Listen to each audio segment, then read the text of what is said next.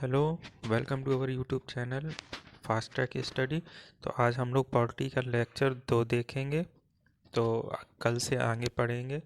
तो कल तक हमने देख लिया था कि कैसे अंग्रेज़ों ने अपनी पहली जो अस्थाई फैक्ट्री लगाई थी वो कहाँ पर लगाई थी। तो वो लगाई थी मूसलीपट्टनम आंध्र प्रदेश में। और इसके बाद अगर पूछा जाए स्थाई फैक्ट्री कहाँ लगाई थी, तो स्थाई लगाई थी सूरत में, गुजरात में। इसके बाद क्या हुआ था कि जो फारुखसियार आया था, जिसके पाँव में फोड़ा हो गया था, तो उसमें पेट्रोलियम जेली लगा के वहाँ का जो डॉक्टर था, डॉक्टर का नाम क्या था, डॉक्टर विलियम। तो डॉक्टर विलियम हैमिल्टन, ठीक है, तो डॉक्टर विलियम हैमिल्टन ने उसका जब फोड़ा ठीक कर दिया, तो इससे खुश होकर फारुखसियार ने अंग्रेज़ों को बंगाल में कर मुक्त व्यापार करने के लिए अनुमति दे दी थी। तो इसीलिए जो अंग्रेज़ों का जो शासन स्टार्ट होता है वो होता है बंगाल से। तो आइए अब हम पढ़ते हैं बंगाल के आगे। तो उस समय जो बंगाल था तो वो बोला जाता था वेस्ट बंगाल को, बिहार, झारखंड, उत्तरी उड़ीसा और बांग्लादेश। तो इन सबको मिला के उस समय इसको बंगाल बोला जाता था। और जो बंगाल था वो मुग़लों का ही एक प्रांत हुआ करता था।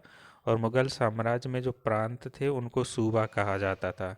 और वहाँ पर जो शासन व्यवस्था जो देखता था उसको बोला जाता था सूबेदार। तो वहाँ का जो सूबेदार हुआ करता था वो हुआ करता था मुर्शीद कुली खां। तो ये नाम याद रखेंगे, उस समय मुर्शीद कुली खां हुआ करता था वहाँ का सूबेदार। ठीक। औरंगजेब के द्वारा कभी मुर्शीद कुली खां नामक व्यक्ति को बंगाल का सूबेदार नियुक्त किया गया था। लेकिन औरंगजेब मरा तो मुगलों का पतन होने लगा और मुगल कमज़ोर होने लगे। तो मुगलों के ही सूबेदार सोचने लगे कि मुगल बादशाह खुद ही कमज़ोर होने लगे हैं, तो हमें मुगलों के अधीन काम करने की क्या ज़रूरत है। अब हमें मुगल साम्राज्य से खुद को इंडिपेंडेंट कर लेना चाहिए, या मतलब स्वतंत्र हो जाना चाहिए, मतलब वो स्वतंत्र राज्य करना चाह रहे थे। तो मुर्शीद कुली खान नाम के व्यक्ति ने बंगाल में खुद को इंडिपेंडेंट, स्वतंत्र घोषित किया और वही बंगाल का सबसे पहला इंडिपेंडेंट रूलर कहलाया। और वो इसी को कहते हैं बंगाल का प्रथम नवाब। ठीक है। तो याद रखेंगे कि बंगाल का प्रथम नवाब कौन था, मुर्शीद कुली खां। ठीक। मुर्शीद कुली खां, इसका जो शासन काल रहेगा वो रहेगा 1713 से 1727। ठीक। अब आगे बढ़ते हैं। तो जब ये स्वतंत्र राज्य बन गया बंगाल, तो इसकी जो राजधानी थी उसको बनाया गया मुर्शिदाबाद को। तो मुगल साम्राज्य में बंगाल की राजधानी ढाका हुआ करती थी, जो अब बांग्लादेश की राजधानी है। एक तरफ बंगाल का नवाब था मुर्शीद कुली खां और दूसरी तरफ कलकत्ता में अंग्रेज ईस्ट इंडिया कंपनी के नाम से व्यापार कर रहे थे। मुर्शीद कुली खां के बाद बंगाल का अगला नवाब बना था सुजाउद्दीन। ठीक है। तो मुर्शीद कुली के बाद नाम याद रखेंगे सुजाउद्दीन। तो इसका जो शासनकाल है वो 1727 से 1739। और इसके शासनकाल में कुछ खास नहीं हुआ। इसके बाद बनता है सरफराज खां। सरफराज खां का जो शासनकाल रहेगा वो रहेगा 39 से 40। तो सरफराज खां ही बिहार का गवर्नर राज्यपाल हुआ करता था अली वर्दी खां।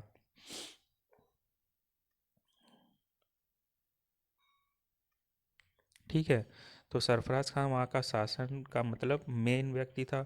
और जो इसका शासन व्यवस्था थी वो एक गवर्नर या राज्यपाल बोल लो, तो वो संभाला करता था। उसका नाम था अली वर्दी खां। क्या नाम था उसका, अली वर्दी खां। ठीक है। ये सरफराज के अंडर में वहाँ पे राज्यपाल हुआ करता था। तो उसी अली वर्दी खान ने सरफराज खान के खिलाफ विद्रोह कर दिया। ठीक। तो सरफराज खां क्या था, वहाँ का मतलब शासन देखता था। शासन का मतलब मेन व्यक्ति सरफराज खां था और उसके अंडर में अली वर्दी खां था। तो अली वर्दी खान ने क्या किया, सरफराज खां के खिलाफ विद्रोह कर दिया और सरफराज खां के ऊपर अटैक कर दिया। कब, 1740 में। तो इसी युद्ध को बोला जाता है घेरिया का युद्ध, जो कि कब हुआ, 1740 में हुआ। कौन सा, घेरिया का युद्ध। किसके बीच में, सरफराज खां और अली वर्दी खां के। तो ये याद रखेंगे। तो इसमें क्या होता है कि सरफराज खां हार जाता है और अली वर्दी खां जीत जाता है। तो इसी युद्ध में अली वर्दी खां ने सरफराज खां को पराजित करके उसकी हत्या कर दी और खुद बंगाल का अगला नवाब बन गया। तो अगला नवाब कौन बन गया? अली वर्दी खां। तो इसे याद रखेंगे, अली वर्दी खां। तो अली वर्दी खां, इसका शासनकाल रहेगा 1740 से 1756। तो जिसे बंगाल के नवाबों में सबसे महान माना जाता है। तो जितने भी बंगाल के नवाब हुए, तो उनमें सबसे जो महान माना जाता है उसे अली वर्दी खां को माना जाता है। तो यह एक अच्छा मजबूत शासक था। बंगाल को एक स्थिरता प्रदान करने का काम भी अली वर्दी खां ने किया। तो अली वर्दी खां ही वह पहला व्यक्ति था जो अंग्रेज़ों के मंसूबे को समझ गया था, अंग्रेज़ों की स्ट्रेटजी को समझ गया। इसने कहा कि अंग्रेज़ मधुमक्खियों के समान है, इन्हें पालेंगे, फेवर करेंगे तो मधुमक्खियों की तरह शहद देंगे, बहुत ज़्यादा लाभ भी पहुंचाएंगे। लेकिन अगर यदि इन्हें छेड़ने की कोशिश करेंगे तो ये मधुमक्खियों की तरह काट कर जान ले लेंगे। ऐसा स्वभाव है अंग्रेज़ों का। तो ये सब अली वर्दी खां ये बातें समझ रहा था। लेकिन सिचुएशन अभी भी अंडर कंट्रोल थी, लेकिन बात तब बिगड़ी, मतलब अभी तक तो शासन व्यवस्था ठीक चल रहा था, अंडर कंडीशन, कंडीशन मतलब कंट्रोल में थी। लेकिन बात कब बिगड़ना स्टार्ट हुई कि जब 1756 ईस्वी में अली वर्दी खां की मृत्यु हुई। और अली वर्दी खां के मरने के बाद इसी का नवासा, मतलब इसका जो नाती था, बंगाल का अगला नवाब बना, जिसका नाम था सिराजुद्दौला। ठीक है। तो जब इसके मरने के बाद जब सिराजुद्दौला आया, तो इसके बाद थोड़ी सी कंडीशन ख़राब होना शुरू हुई। तो सिराजुद्दौला का शासनकाल रहा 56 से 57। तो जब बंगाल का नवाब सिराजुद्दौला था तो अंग्रेज़ों की हिम्मत बढ़ गई। अंग्रेज़ों ने कलकत्ता के किले की किलेबंदी शुरू कर दी और कलकत्ता को घेरना शुरू कर दिया और कलकत्ता की चार दीवारी शुरू कर दी।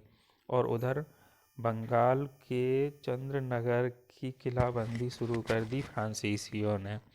ठीक है। इसके बाद जब सिराजुद्दौला को इस बात का पता चला कि बंगाल के दो शहर या दो जगह कलकत्ता और चंद्रनगर पर किलाबंदी कर रहे हैं अंग्रेज और फ्रांसीसी, तो सिराजुद्दौला के द्वारा वार्निंग दी गई कि तुरंत कलकत्ता और चंद्रनगर की किलाबंदी बंद कर दीजिए।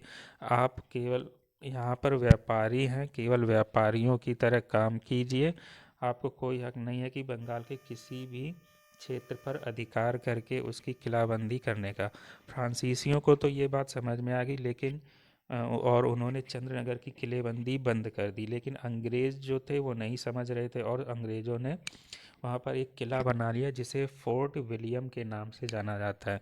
तो याद रखेंगे, कलकत्ता में जो सबसे पहला किला बनाया वो कौन सा? Fort William.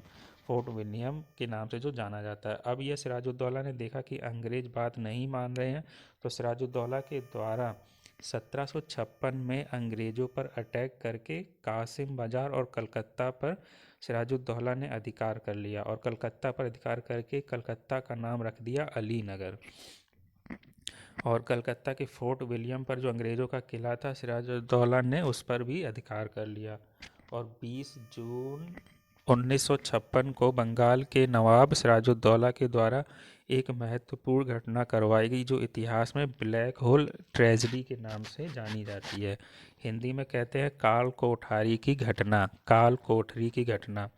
तो इसमें क्या हुआ था कि 20 जून 1956, डेट याद रखेंगे कि काल कोठरी की घटना कब हुई थी? 20 जून 1956। इसमें क्या होता है कि सिराजुद्दौला ने 146 अंग्रेज़ों को बंदी बनाकर कलकत्ता के फोर्ट विलियम में एक काल कोठरी में बंद कर दिया और 2 दिन तक काल कोठरी को बंद रखी गई।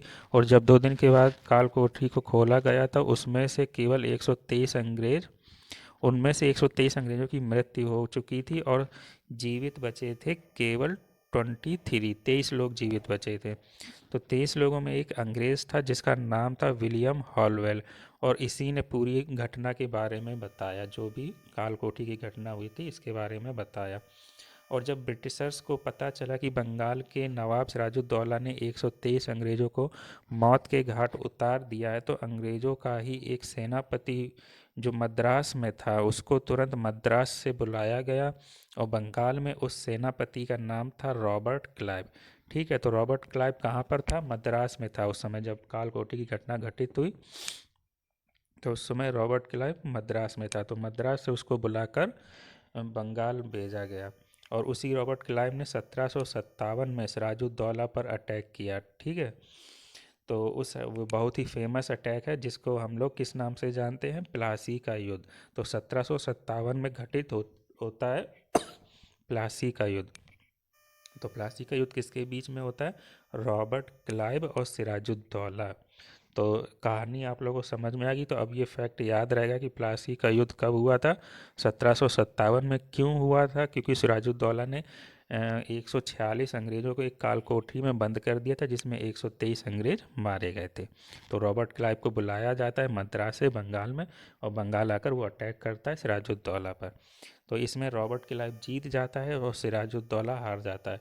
रॉबर्ट क्लाइव ने सिराजुद्दौला को पराजित कर दिया, और सिराजुद्दौला की हार, अच्छा, सिराजुद्दौला की हार के दो प्रमुख कारण थे। तो वो क्या कारण थे कि सिराजुद्दौला का ही जो सेनापति था मीर जाफ़र, और एक सेनापति जिसका नाम था राय दुर्लभ, ये दोनों के दोनों लड़ रहे थे सिराजुद्दौला की तरफ से। लेकिन जैसे ही युद्ध शुरू हुआ तो सिराजुद्दौला को धोखा देकर रॉबर्ट क्लाइव की तरफ पहुंच गए, और इसी युद्ध को वो निर्णायक युद्ध माना जाता है कि जहां से अंग्रेज़ों का डोमिनेंस या अंग्रेज़ों की ताकत भारत में बढ़ना शुरू हो गई।